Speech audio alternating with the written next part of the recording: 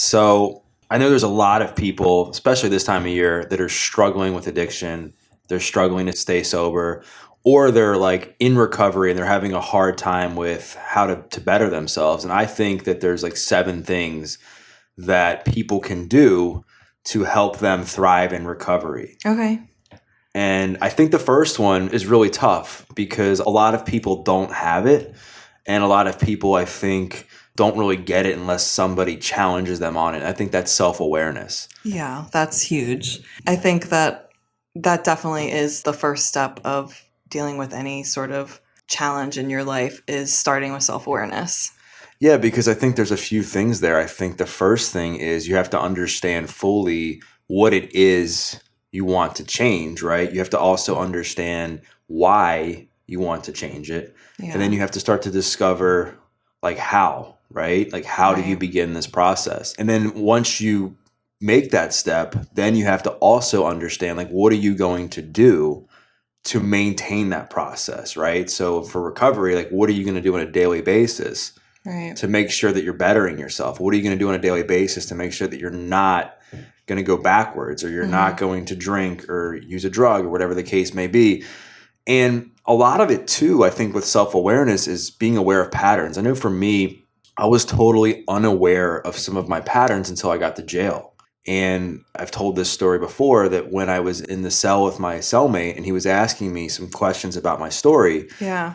and he was like, why are you in jail? Why'd you get addicted to drugs? And I started blaming everybody else for my problems, right? So that was pattern number 1. That was pattern number 1, was getting out of the victim mindset Okay. and to stop blaming my past for everything that I had done as a result of that. And essentially what that taught me is that I was just so unaware of the fact that I was doing that, and that just because I had some unfortunate circumstances when I was a kid, it didn't give me a right to behave and treat other people the way that I did, right? Right. I think the past is interesting because a lot of people live too much in the past, but I think it is important to revisit it to understand maybe where the pattern started or how they came about. But then, as an adult, you then have to take the responsibility forward and, cultivate the self-awareness to say, okay, how can I change this?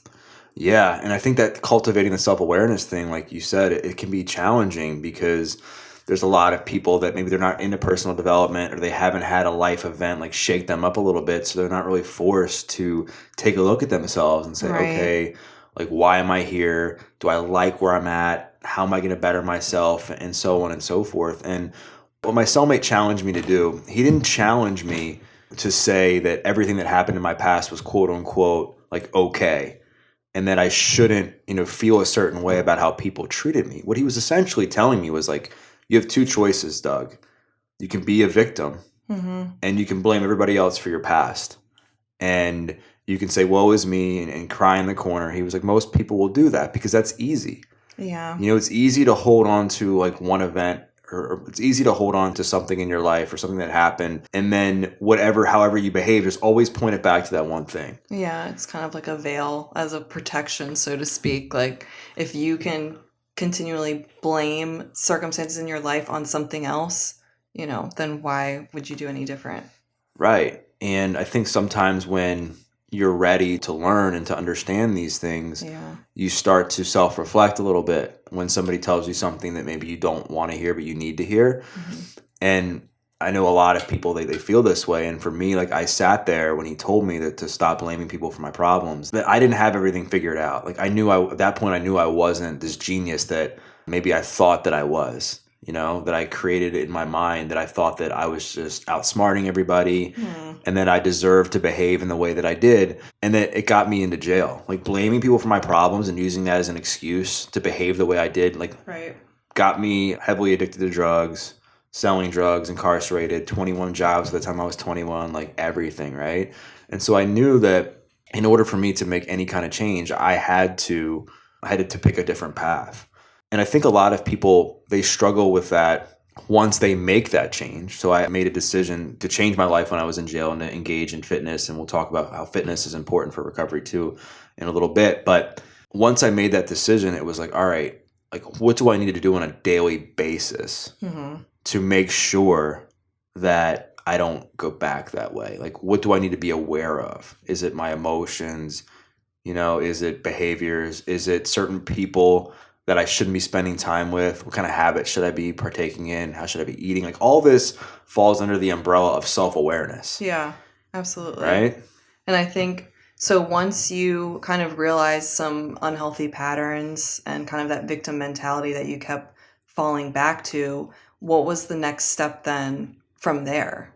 Well, once I developed that I had fallen into this trap, if you will, that I was trying to figure a way to get out, the next step was really just taking a step forward into this new life that I wanted to live. Like, once I got aware of where I had been and what I was doing, I then started to think about, like, man, like, this person's right. Like, I have been self-destructing, or this person's right. Like, it is up to me to change. And so I felt this sense of empowerment. Like, once you're aware of something and you can figure out a way to try and fix it or try to control some part of your story, it gives people hope. Right. And I think it's when people feel like completely out of control, or they feel completely hopeless, or they have no idea what's going on, that they feel like, well, what's going to change? Because I can't even begin to see what's causing this, where I'm at right now, and how I'm going to get to the future. Right. Right. And so once I found that out, my first step was to try to exercise, because I knew that that was something that I had been wanting to partake in for so long, but I just didn't know how to do it. I didn't believe in myself enough to do it. Yeah, I'm sure that there were some self-limiting beliefs at play that were kind of keeping you from feeling like that's something you could even engage in. Right. There's some limiting beliefs. There was also this thing where I worried to death about what people thought of me. Really? Because I spent my entire childhood trying to fit in with everybody so that I could be liked and accepted, and that people would just like this version of me, Right. And I would do what I could to try to, curate this identity that girls would like and all these things. And so I was used to that. My brain was wired just to seek approval in whatever way I could. Yeah. And I think a lot of people's brains are wired that way. I think that happens in childhood. We seek the approval of our caregivers, and we want that attachment and that connection. And when we don't get it from them, I think we're going to continue to try and seek it elsewhere. Yeah, I mean, 100%. And I also think that school can play a massive role in all of this. There's a lot of people that they just have a great experience in school, and they end up on the trajectory of playing sports, and they're able to party at a normal level, and they're in decent relationships. Socialize. And they live the normal school life. And not to say that my school life was totally horrific, because don't get me wrong, I had definitely had my fun.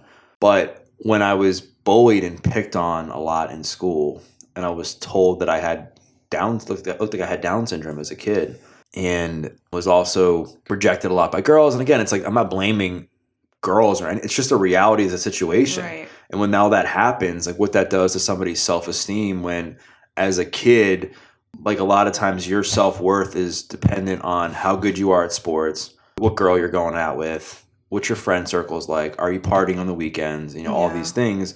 It definitely takes a toll. So I was always doing what I could to fill that void. I was like, all right, if I hang out with this group of people and I please them, maybe girls will like me. Right. Or if I do this certain behavior, if I sell drugs or do drugs, maybe my friends will stop to pick on me, or whatever the case may be. And so fast forward how that related to this experience in jail. Now I am in front of a group of men that are all kind of they had already been looking at me a little bit, because I came in and I was detoxing off of Oxycontin when I first got into jail. Yeah. So everybody was looking at me like, oh, there's something off, because I was walking around like a zombie. Wow. And then from there, I had to get past this. To sum it up really quick with what I'm about to say, is that jail forced me to take all the masks off. The people-pleasing mask, the fitting in mask, the numbing pain mask, the social, using attention and drama mask, everything had to come off. And so now one of those masks that came off was seeking people's acceptance. So now I'm in front of all these men, and I'm afraid of what they're going to think of me when I know that I'm out of shape, and that I'm probably not going to be able to do a push-up. And the very thing that I thought was going to happen when I couldn't do a push-up was actually the very opposite of what actually happened. And what was that? So I knew there was probably a slim chance I was going to be able to do a push-up. So I go down and do a push-up, couldn't do it when I collapsed. And I thought when I did that everybody was going to laugh at me. Really? Yeah, because that happened as a kid. I remember there was a time where I was in high school, and I went to go ask a girl out. I think I gave her flowers to ask her to a dance. And I think I had just recently moved to this new high school I was at. Okay. And she like took the flowers and like ran off. And I was just sitting there like embarrassed. Yeah. And, people looking at me, and I'm sure they had certain reactions. So that and a couple other experiences like shaped into my mind like what was going to happen to me if I failed.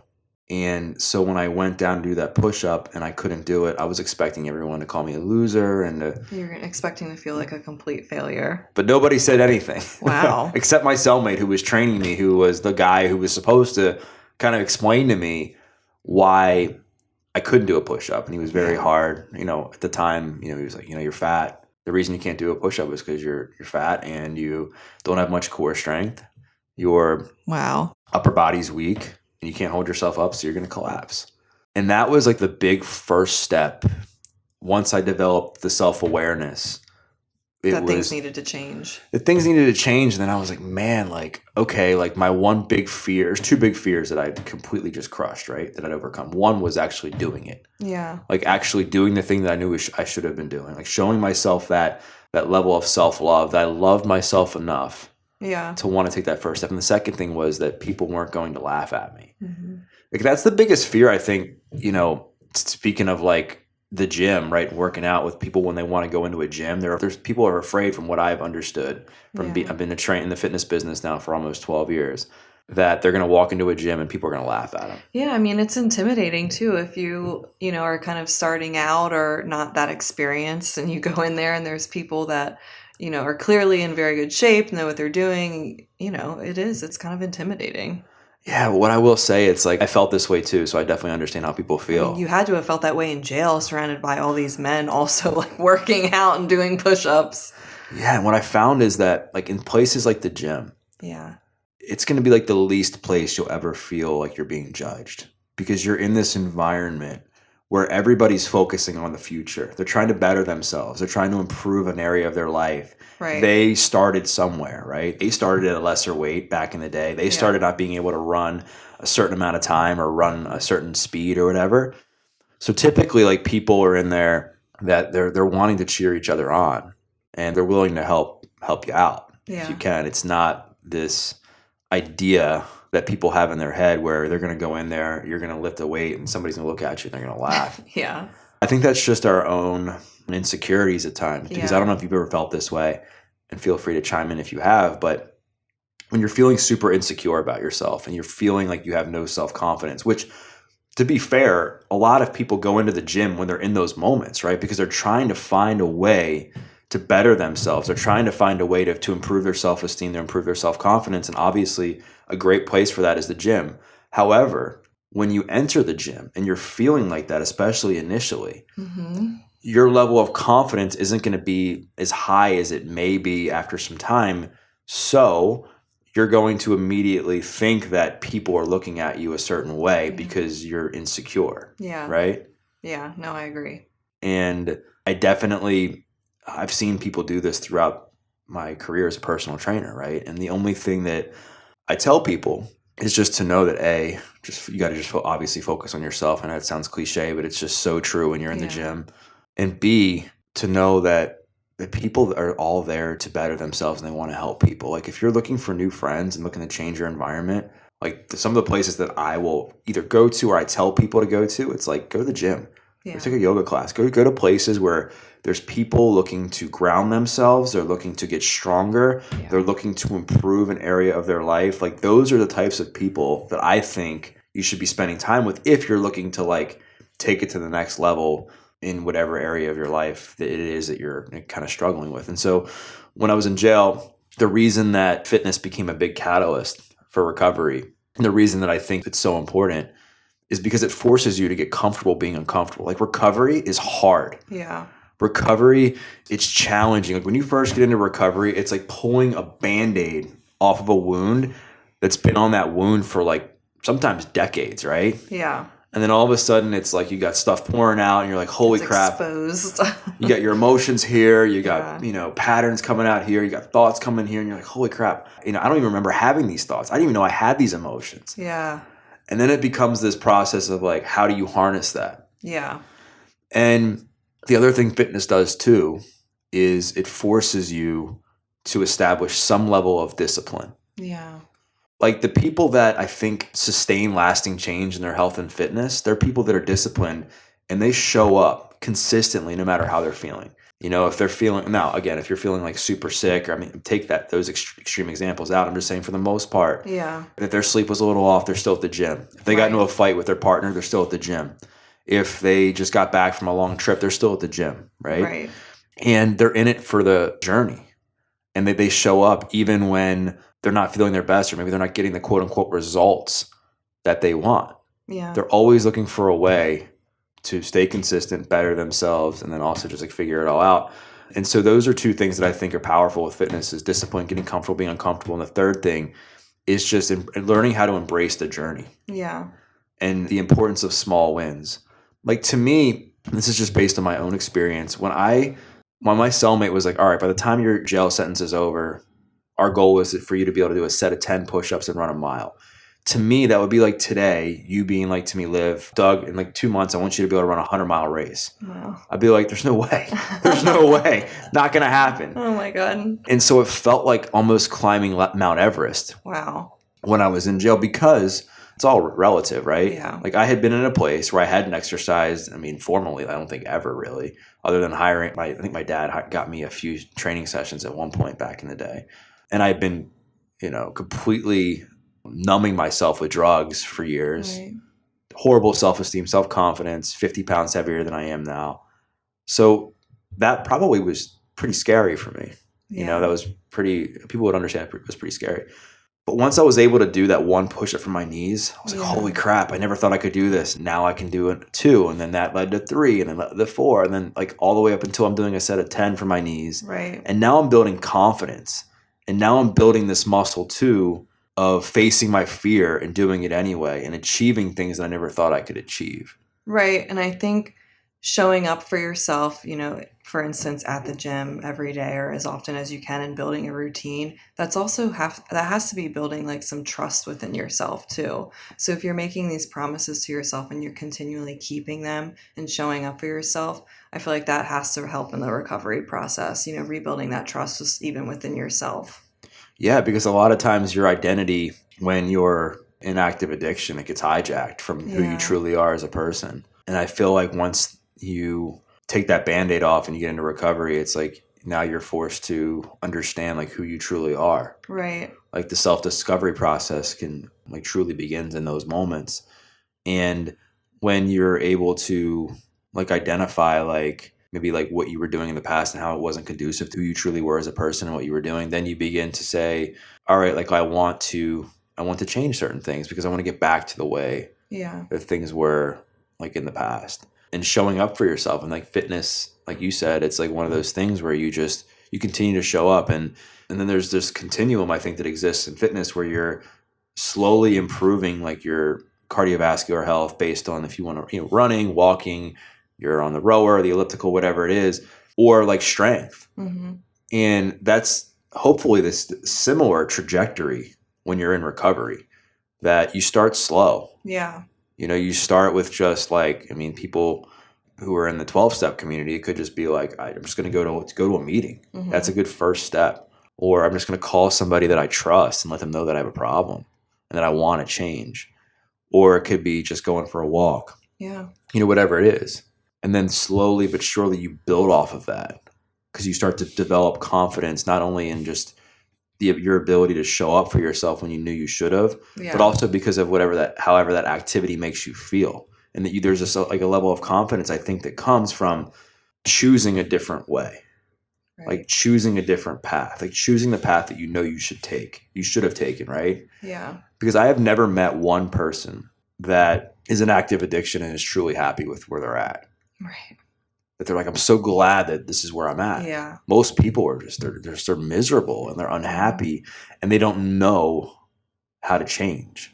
And that's why I think something like fitness is so important, because it teaches you to play the long game. Right. It teaches you that results aren't going to happen overnight.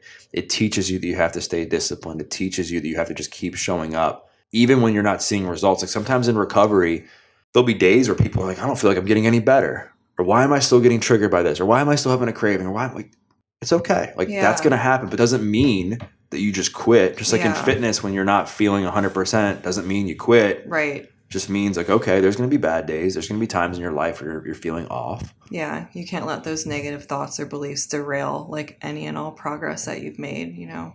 Yeah. And I think one of the things that fitness has helped me and helps a lot of other people do is like being able to reattach like behavior to emotion. I've talked about this before, to where you start to develop a new normal. Like now it's like, there's so much talk about like changing the brain and neuroplasticity and stuff like that. Right. And I didn't know any of this when I was getting into recovery. I didn't know anything about the brain. I thought my brain was just destined to be the whatever, however it was, like, to be honest. Yeah. But I just found it fascinating that, and now it all makes sense based on what I'm learning now, that like once I started to choose a different path, and like whenever I would get an emotion that would come up, like for me, like my textbook using emotion would be if I ever got like anxious or stressed, depressed, angry, I would be like, all right, I'm going to go do whatever I need to do to numb this now. And I couldn't do that when I was in jail. Right. And so when I would be able to walk or run, do push-ups or fitness or whatever it was, I was able to learn that like, okay, like maybe this thing that you're doing doesn't make the pain go away like immediately, but what it does is it like subdues it enough that you can get through that time. And then once you get through that time, you feel better about yourself because you've taken care of your body, you've taken care of your health, and like you didn't like go back down to that old, bad habit that you're trying to break. Right. And then once you do that enough, to me, like your brain eventually changes.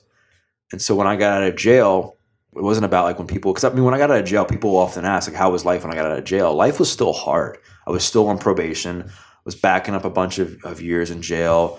There was girls whose parents wouldn't let them hang out with me because of my past.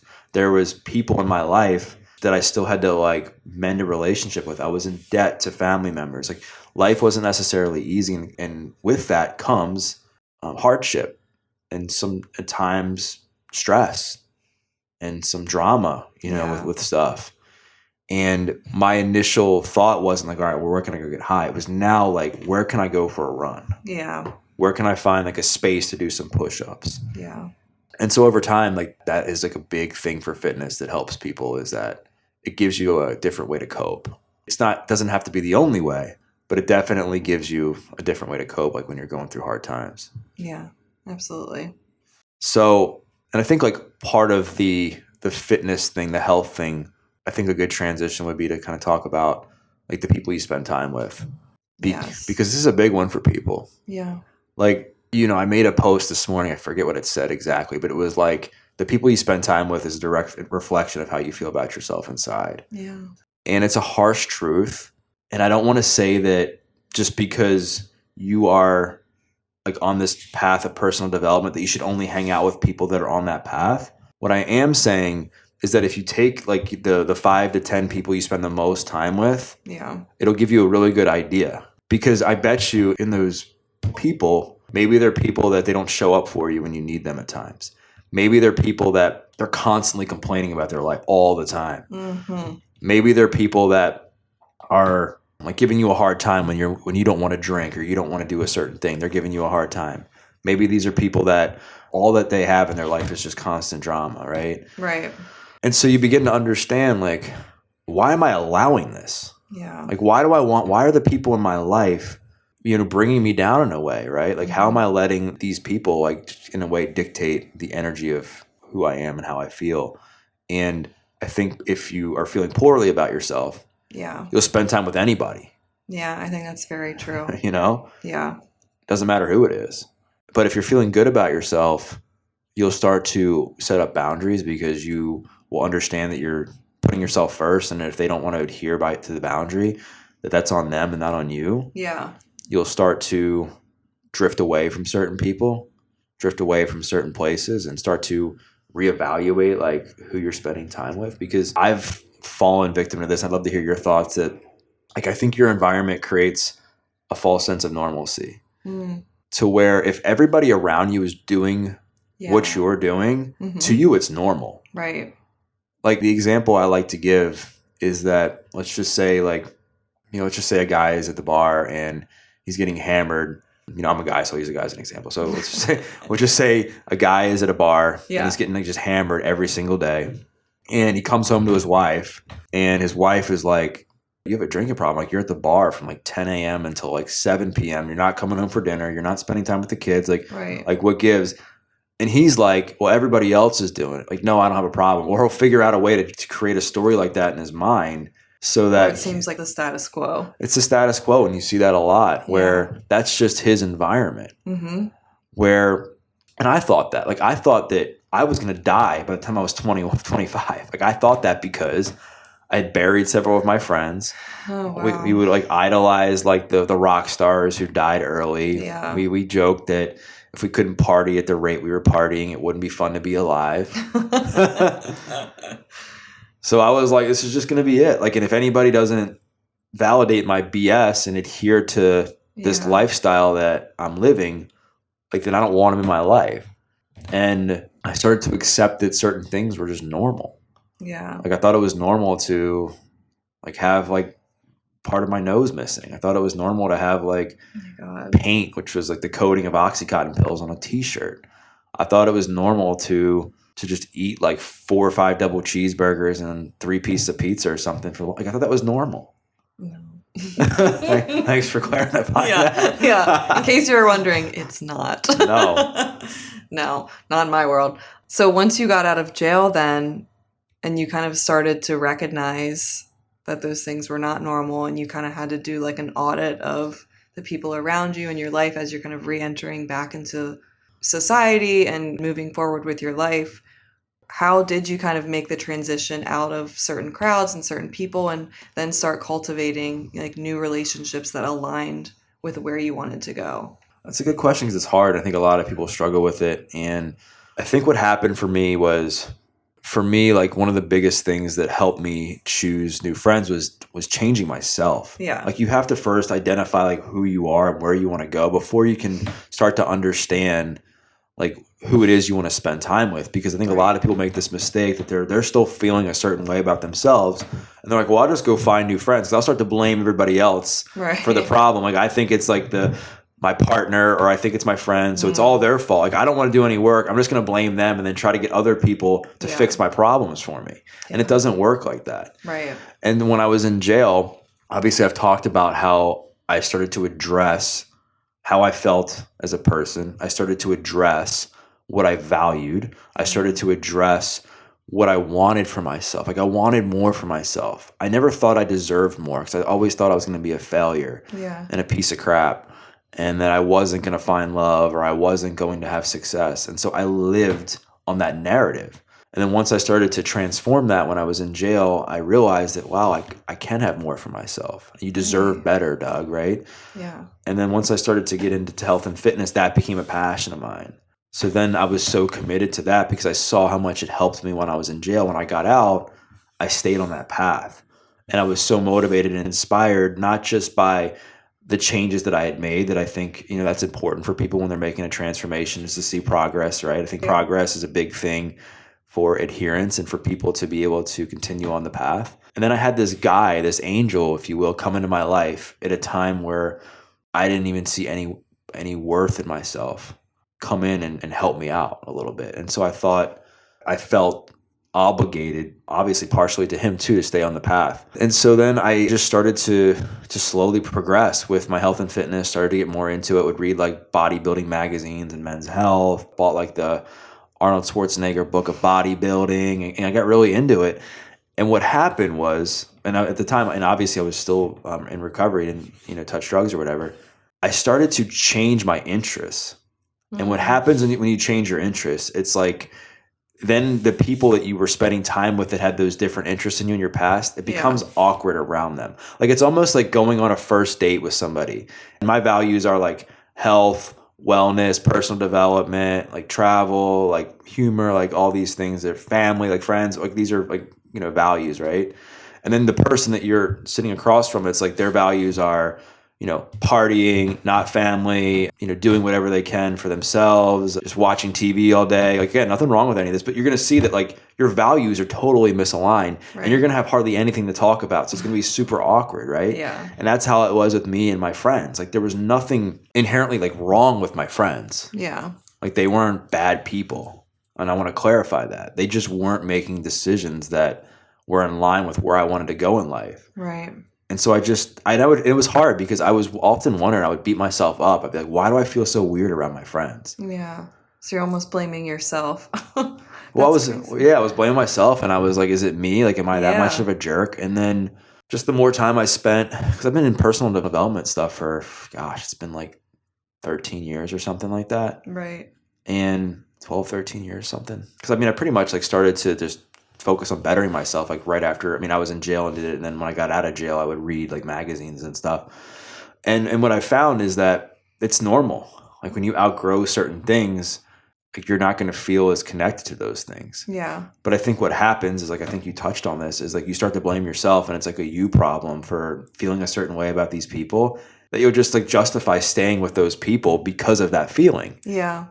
I feel like too, and like you can touch on this, the transition has to kind of feel a little lonely too, as you're kind of, fading out of one group of friends and still trying to find your way and your footing, like kind of in this new life and along this personal development path. Yeah, your friends, some of them, people you spend time with and partying, especially if they feel like they should be making that change too, or they're feeling a certain way about themselves, they'll try to like bait you into coming out. Yeah. Like I was fortunate that my grandparents took me in right after I got out of jail. And they had certain ground rules and that I had to abide by. And they also were providing me tons of love along the way and support. But one of the things that was kind of hard, but now I look back and it was so awesome because it taught me like certain things. And I'll touch on this in a second, but it forced me to be comfortable being alone and spending time like in solitude.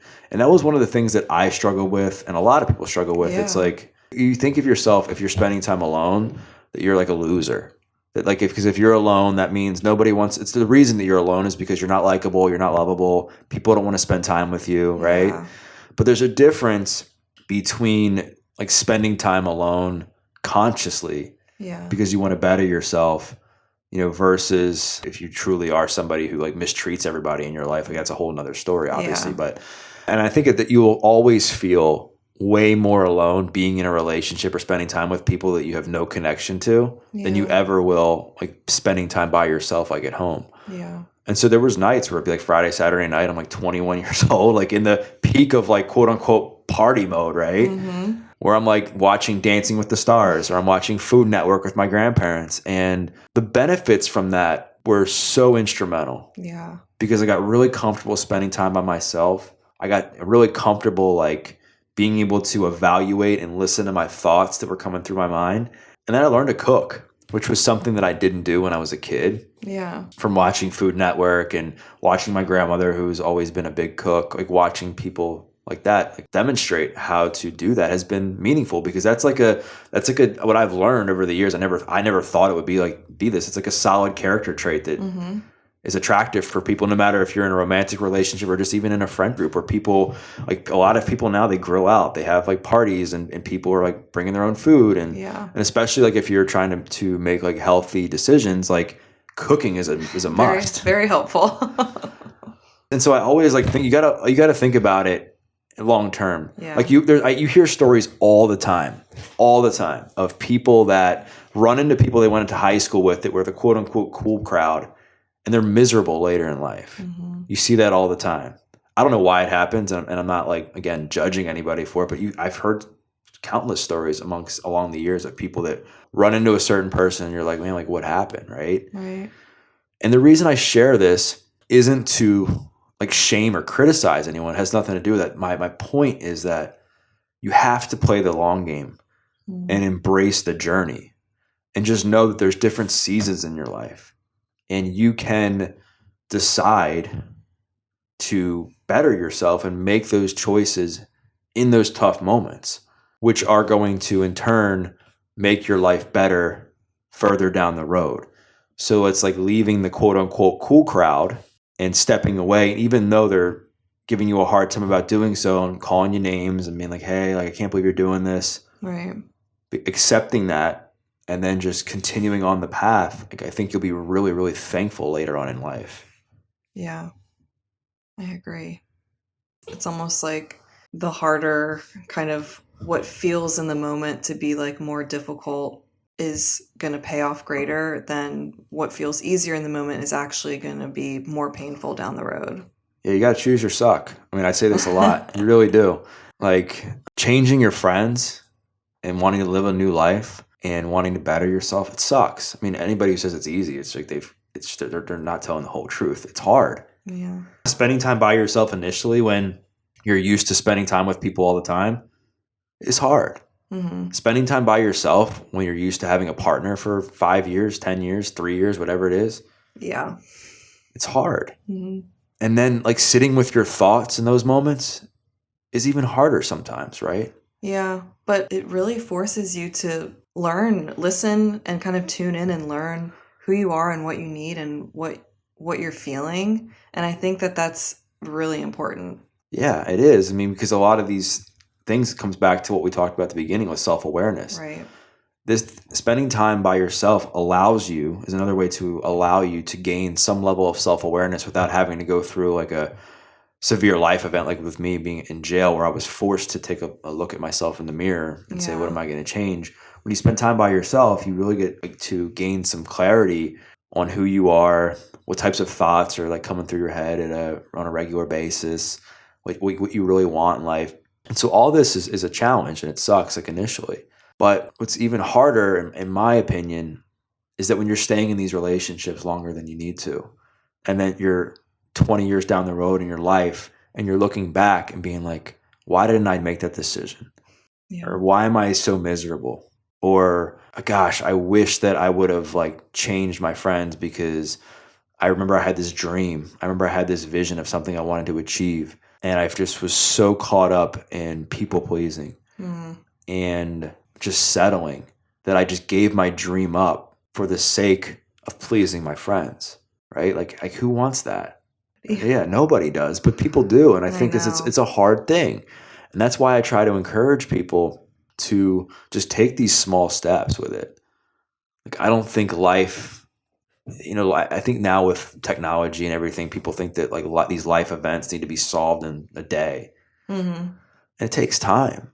Yeah. And I think that one of the biggest things you can do for yourself is just take some time, whether it's an hour, whether it's a day, whether it's a week, whatever, by yourself, and just gain some understanding of like, are you like truly happy in your life?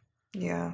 And what value do people add? And it's not to say that, like I said, you have to spend time with only people that are like, truly bettering themselves, but people that you actually get like value out of. Like there's some sort of like value from both parties in the relationship. Right. It could be somebody that maybe is less fortunate than you that you're spending time with because you think you can share a lot of wisdom and guidance. Like, that's awesome. Like, I think that being of service is so important. Like, we talked about my cellmate and how much of him being in service to me saved my life. Right. And you see that a lot with people. And I think taking what I tell people to do is you take a piece of paper, you take a pen out, and you just write down like the 5 people you spend the most time with. Just write it down. And then you list out, like, how do you feel like when you're done spending time with them? Mm-hmm. What kind of values do you have compared to what they have? Do you really believe that, like, on a scale of like 1 to 10, like, how do they show up in their friendship or relationship? Yeah, I think another thing you can ask too about that list is, what do you admire about those people? Right. And if you're having a hard time coming up with some things, that might give you some pause. Yeah, because that's just an area to reflect. It doesn't mean you have to, like, once you make a list like that, to just cut people out, right? Right, of course.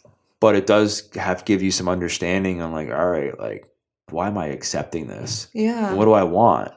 Because I think there's certain things in the life that can increase like the temperature of your life, right? Yeah. Like, and if you're just feeling like cold and upset all the time, there's certain things in your life that can level that up for you. Yeah. And I think your inner circle is one of those big things. I think that's why when people go to these like networking events, or they go to like a fitness conference, or they go to like a personal development seminar or a meditation retreat, they feel freaking amazing there. Yeah. you know? That high level like energy is vibrating. Right. And so how can you mimic that like at home? Like how can you mimic that like in everyday life? And while like you can't attend a retreat every day, there's plenty of people that are into certain things. Yeah. I mean, one of the things too I want to say is it's hard, I think, for people because they're like, well, what if they don't like me? You know, or what are they going to think of me? And it's like the same thing with the gym scenario. Right. Most people aren't looking at you first to judge you. They're like, all right, what is this person going to say about me? Yeah. They're more worried about themselves. Right. And Yeah. so just having some vulnerability, getting comfortable, being uncomfortable, and just like trying to introduce yourself to a few people, you know, a week or a few people a month or whatever the number is. Yeah. And then slowly over time, you'll start to add quality relationships. That's what happened for me was as I slowly removed myself from my friend group, I started to pick up like quality people in my life who are still my friends today. Yeah. And then have been solid friends of mine for a decade plus that I've leaned on during hard times, that I've been there for them during hard times, that we bounce ideas off of each other for business. Like, and these people have been in my life for a long time. Yeah. And it took me like being uncomfortable. One of my best friends, Billy, was a trainer with me for the Mac. And one of the things that helped us become really good friends was I didn't know how to build a training business. Like I knew about fitness and I knew how passionate I was about it for myself, but I didn't know how to build a training business. And I saw him like he built a really successful business. And so I went up to him. I was just like, I don't know what I'm doing. I want to know how to do it. And so he pretty much like told me like how to do it and gave me advice. And I would like reach out and ask him questions. And because of that, I think he gained like a deep level of respect for me because I was vulnerable and I didn't have everything figured out and I wanted help. Yeah. And I'm sure at some point he was in your shoes. And so he knew what it was like to kind of be starting out and to have questions and not really know how to go about, you know, building that business. So I'm sure that it brought him a lot of joy to be able to pass some of that insight along to you. Yeah, 100%. And now like taking it full circle, he's been a big supporter of me with the podcast and what I do, you know, and we talk about different ideas with regards to the podcast and health and wellness and science and stuff when it comes to like the podcast and what's going on right now. And so I just say this because I'm not the original person to say this. I don't know if it was Brene Brown or somebody who was like vulnerability is like the bridge to connection, right? Mm-hmm. Yeah, I think that was her. Yeah. And that's why one of the things that they say, like, especially like when you're in like a 12-step group is to like raise your hand and tell your story because then you feel like you're not alone. Yeah. You know, because that's like one of the things too, where people, they don't want to change because they feel that they're alone, that they're the only person who's going through what they went through. Yeah. The only person struggling. Yeah. So I think obviously we've covered like self-awareness, and part of self-awareness, like one of the other keys I think to thriving in recovery is being accountable and taking full responsibility for your behaviors, your emotions, and what you're bringing to the table, right? And not blaming everybody else for your actions. I know we touched on the importance of that and being able to understand like where you're coming from as far as like some of the stuff that you say. And then also like throughout the day, like, and this plays in line with self-awareness, is to make sure that like you're taking responsibility for every single choice and habit that you make, right? So I kind of wanted to put a bow on that part because I know that goes in line with self-awareness. And as we go back into talking about like community and finishing up that, like I think accountability and responsibility, like that's everything in making choices in who you spend time with, right? Correct. And I talked about how you have to I talked about how I got vulnerable and made a choice to want to learn from a guy like Billy. And that helped me in my business. That's helped me personally. And another choice that I made when it comes to my community intertwines with spirituality. Okay. So I was a guy that in my 20s, I thought I had everything figured out with fitness and like just dating pretty girls and making money. And I had written my first book that I thought that this was all about me. Mm-hmm. And that I had done everything up until this point myself without anybody else's help, right? And that was good for a while because everything was working. I mean, I couldn't really argue against it. But I think what I found is that there was still something missing. And we're going to talk about forgiveness in a second, but I was still holding on to so much from my past. Like even though I was having success, there was a disconnect because I was still looking back on, who I was as a person before I went to jail. I was still looking at certain people in my life that wronged me. I was still having like toxic, conversations and relationships with my parents at times. And I was wondering like, why is all of this happening despite what I've accomplished, right? Mm-hmm. So one of my clients was like, you should start coming to church with me. Mm. And I was just like, dude, there's no way. Like, I don't belong in church. This is like around that same time where I was starting to question a lot of things. Okay. Of still like why I'm holding on to certain resentments. Right. And he was like, dude, just come. And I'm like, nah, man, like I'm going to hell for putting you through this workout. And so then around that time as well, like I was in a mentorship program, a fitness mentorship program. My mentor there, he had also encouraged me to get some level of faith or spirituality in my life because he could just sense that was like a missing component of my life at that time.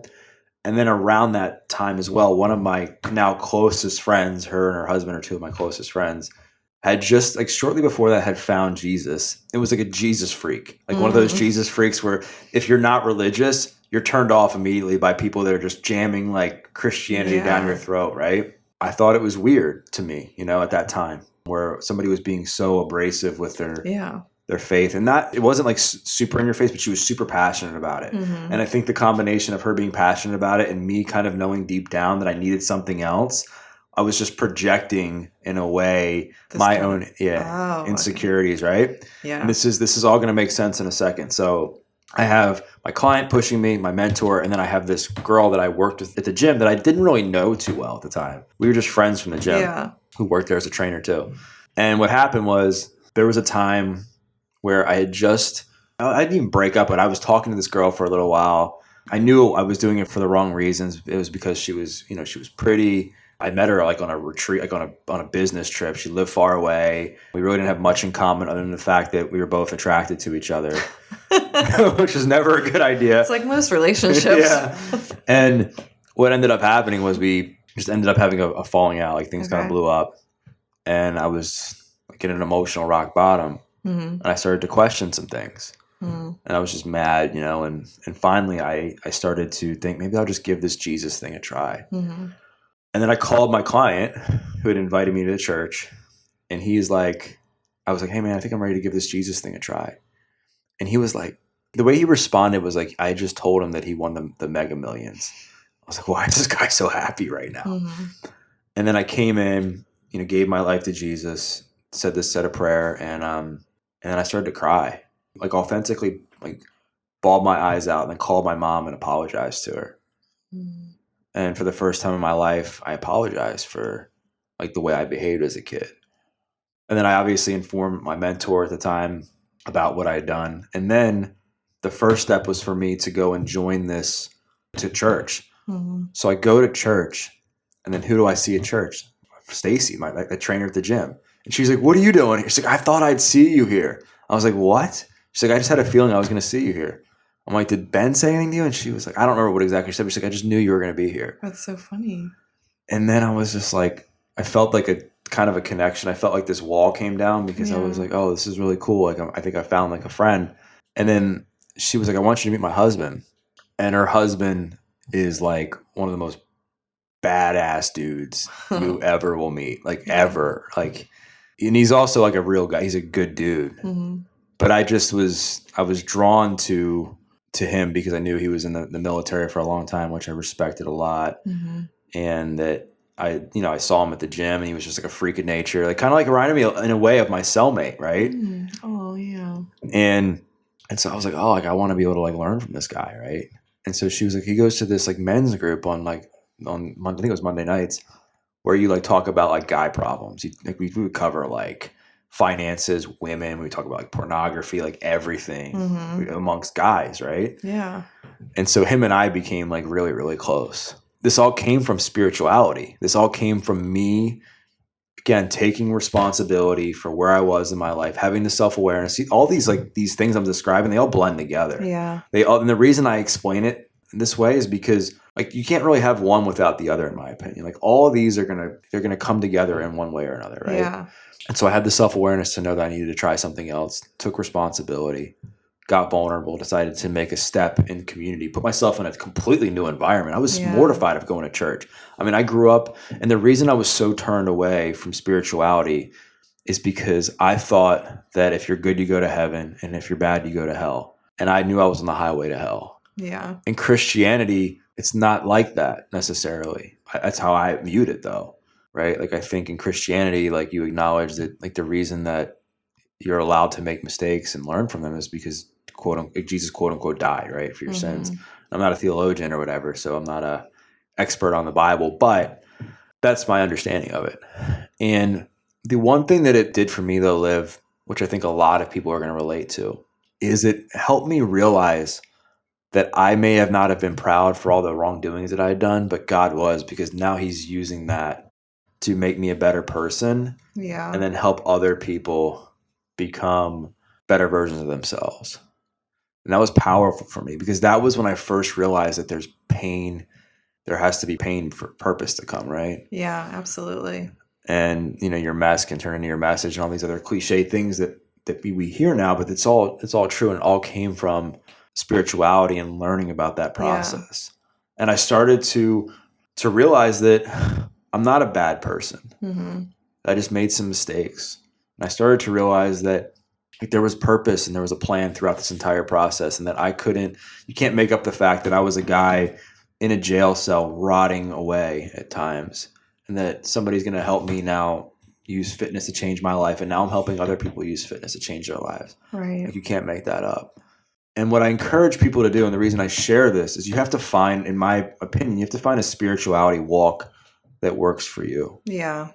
And for me, it's evolved. Like, it's not just Christianity, meditation. I mean, I've done like tons of like energy work. I've just done a lot, because I think that, like, I acknowledge that, like, there's like Jesus is like my savior and my quote unquote higher power, but I also accept that there's other modes of spirituality that can enhance your life, right? And so you have to find what works for you. And I think and I think the reason that you have to is because it gives you peace and hope. Yeah. That there's something looking out for you other than yourself. And it also helps you realize that life's not just about you. Yeah. And it allows you to say, okay, like, yes, I am like proud of who I am and what I've accomplished. Yeah. But I'm also thankful that there's been like a guiding light along the way. I'm also grateful that there's been people in my life that have made me help me. And then you pay it forward. And that's what it's about, right? Mm-hmm. And as we talk about forgiveness, like, that's the other main thing that has come from spirituality for me. Okay. Is learning to forgive other people, because I knew that I was being a hypocrite.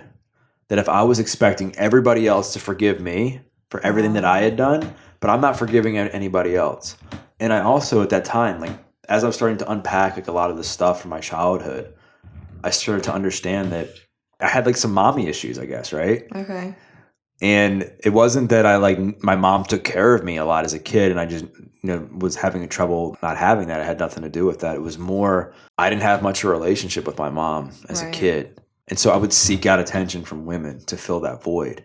So I knew that in order for me to have like a healthy relationship with a female, I had to like work on that relationship. Yeah. And heal, the issues that you had with your mom. Yeah, just talk about things and have open conversations and create that bridge, right? That vulnerability bridge that we've talked about. And I've talked about this before, where it's like it's almost like somebody's like, they're holding on to an apology, and they're like, I really want to apologize. I know it's the right thing to do, but they're like, I'm not doing it until that person does it. And then like you guys it's like back and forth, right? And then it's like, and then it's like, once the one person says, you know what, I'm really sorry, the other person's like, I'm sorry too. Yeah.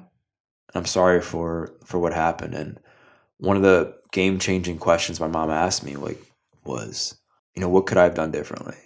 And I said, I just wish you would have asked why. Like, why I was doing all these drugs, why I was behaving this way. Because she didn't really know that I was, A, to the extent of the drugs I was doing, and B, how I was suffering so much as a kid, that there was times where I was afraid of going to school.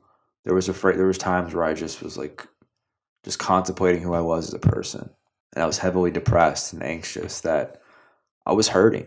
She began to understand like where I came from. Yeah.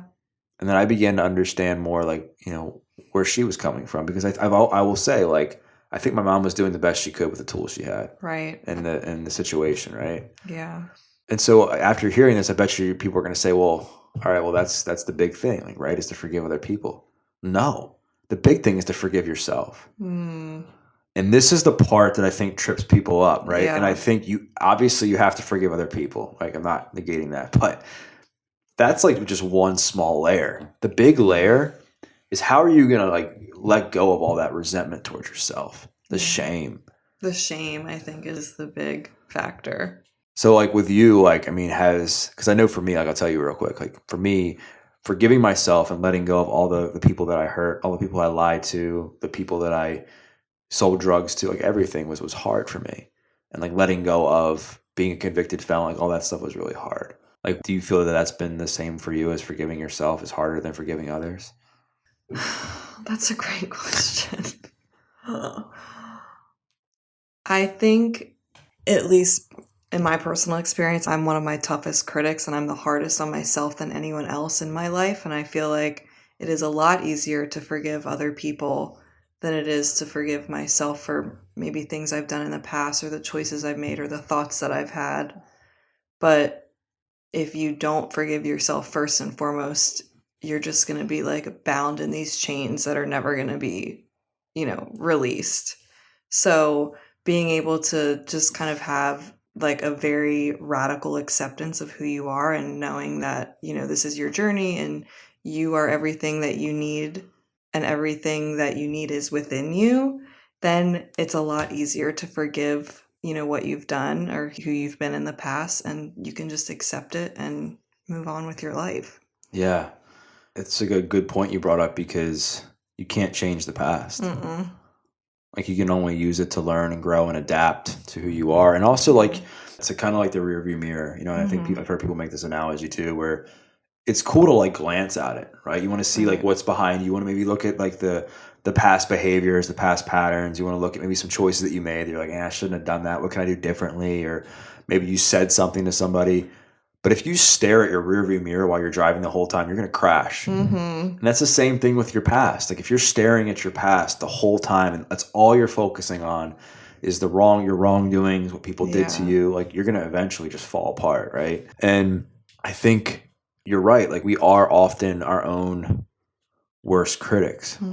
I think that's also more of a reason for people to spend time with people that bring the best out of them, to work out, to practice some level of self-awareness, to decide like what is it they need to do on a regular basis to better themselves. Because I think no matter what, we're going to be harsh on ourselves at times, right? But I think if you aren't doing those things I just talked about, you're going to be even a harsher critic, Right? Because you're going to start to believe that about yourself. Like, I think our perception, like, of who we are, like our perception of reality, becomes hijacked. Yeah. Like, based on what people say to us sometimes. So if you're around, like, if you're in a relationship, for instance, this is an easier example, I guess, and the person's just putting you down the entire time, and let's just say you spend 70% of the time with this person, right? You're going to start to believe that those things are true. You're going to start to believe that those are true. So if you're already a hard critic on yourself, and then you have somebody else like validating all that for you, like, imagine what your like outlook on yourself is going to be like. It's going to be pretty bad. Pretty bad. Yeah. And so I think being able to accept it, don't feel ashamed for feeling a certain way about yourself, because I think anytime people make mistakes in their past and they do things they wish they didn't do, they're going to feel some sense of regret or remorse, right? They're going to be like, why did I do that? Or I could have done something differently, or I need to be able to let this go. I just don't know how. Like, these thoughts are going to come through because we're human beings. Yeah. But I think what's important is to just accept this and acknowledge it and say it's normal that I'm feeling this way, and say, okay, like, what's the path forward? Do I need to go to therapy? Do I need to meditate, change who I'm spending time with? Do I need to just take some action? Like, I think sometimes what I found in my own experience, when people are focusing too much on the past, in my opinion, like over healing, it's like the best thing they can do is just take some action.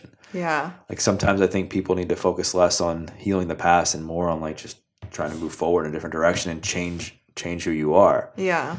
Yeah, I agree with that. I think we mentioned earlier, acknowledging the past and maybe how it's kind of contributed to unhealthy behaviors or patterns, but then taking that and moving forward with it and saying, how can I change? How can I cultivate, new thoughts, new patterns, new behaviors to become, the person I really want to be, and not ruminating so much on the past, because then you're just going to get stuck in this vicious cycle where, like you said, regret and shame are just like swirling around constantly, and that's not going to do you any good.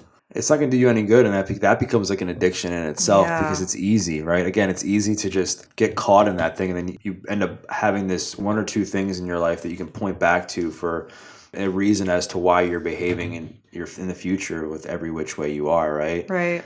And I think that can become easy, especially if you're around other people that are doing the same thing and they're validating all that for you, right? Mm-hmm. They're encouraging you to just kind of stay the same, and then you're not bettering yourself in other ways. You're not taking care of your health. You're not like focusing on personal development.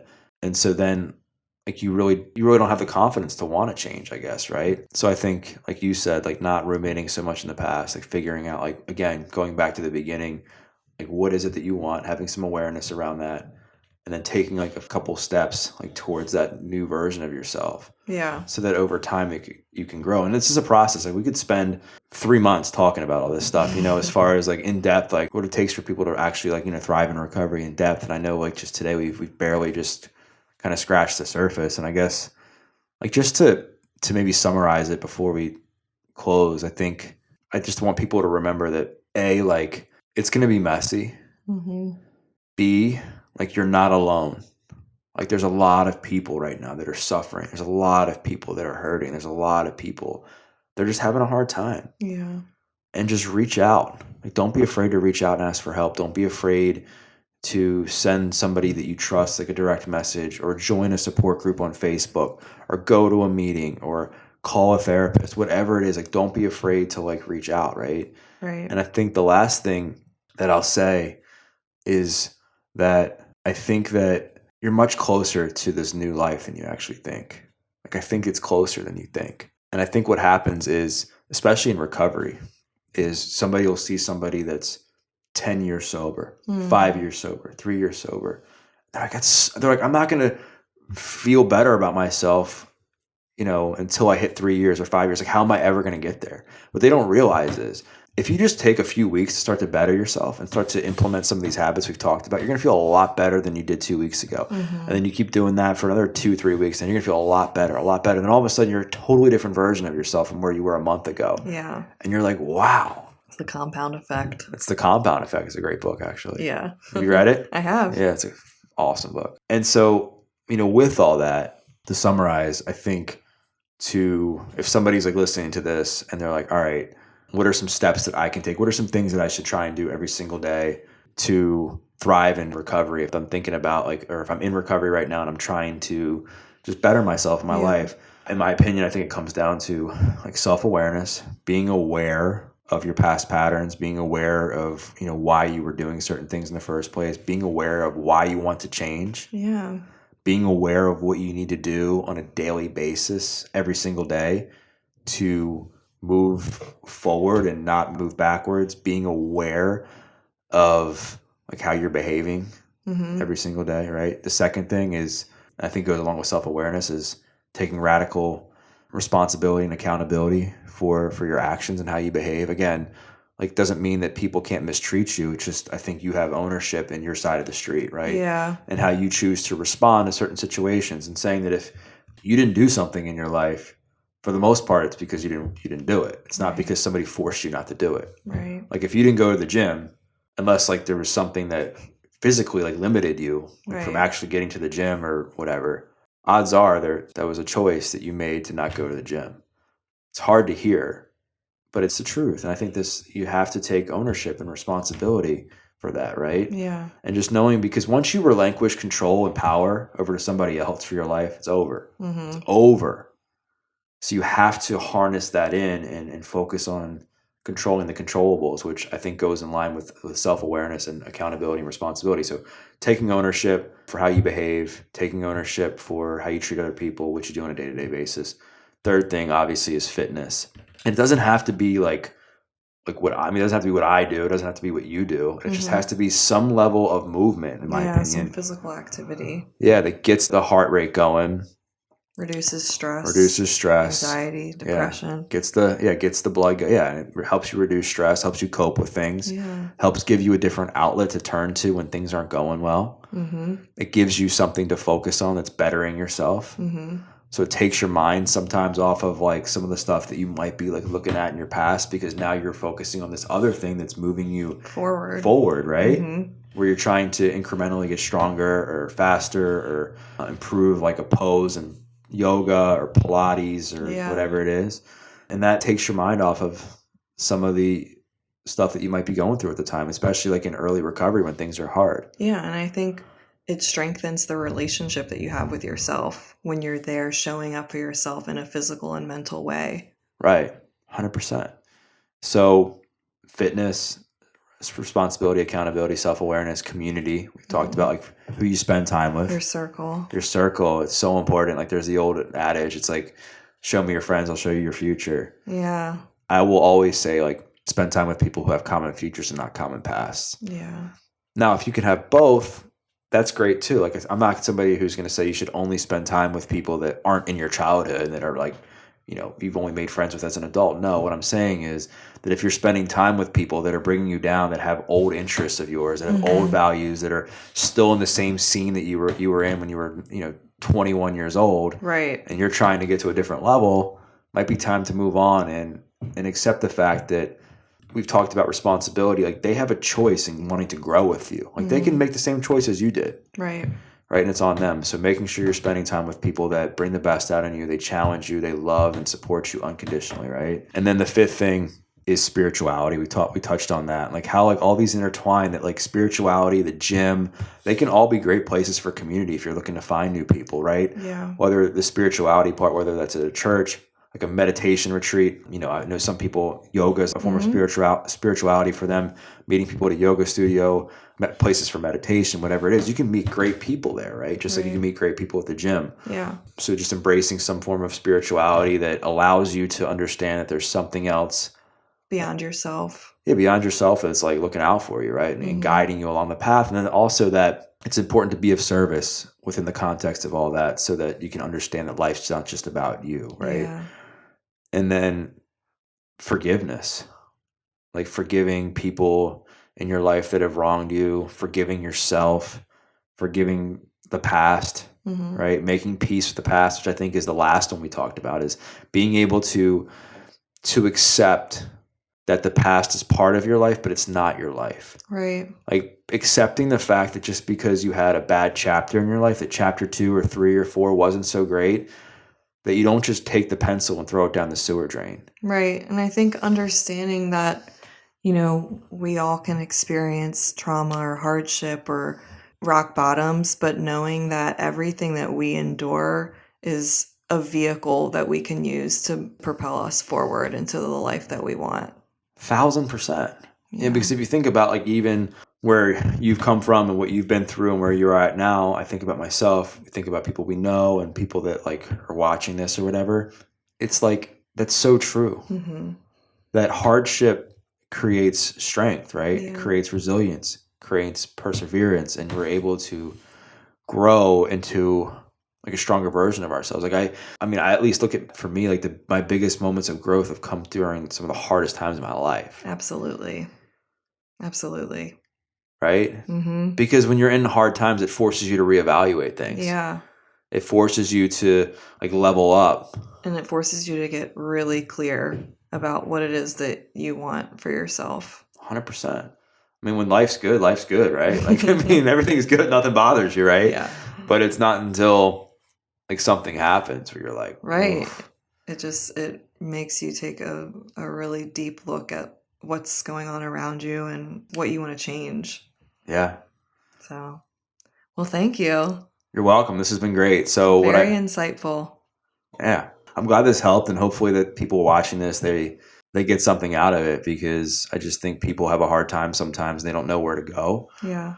And obviously, I think getting into recovery is a great first step, but I think for people that really want to experience some joy and thrive in recovery, I think, doing these 7 things that we talked about, I think is going to really provide like a lot of help along the way for people to better themselves. So Liv, I thank you again for helping me do this. Thank you for inviting me here into this conversation. I've learned a lot, and I really appreciate all of your insight. You got it. And for those watching, what I invite you to do, share a takeaway, share something that you learned from our conversation. Maybe it was one of the 7 things that we talked about. Maybe it was something within those 7 things that we shared that you related to, whatever it was. Tag myself, tag Liv on IG. We'd love to hear your feedback. And thanks for watching this episode of The Adversity Advantage. I'm your host, Doug Bopst. See you next time.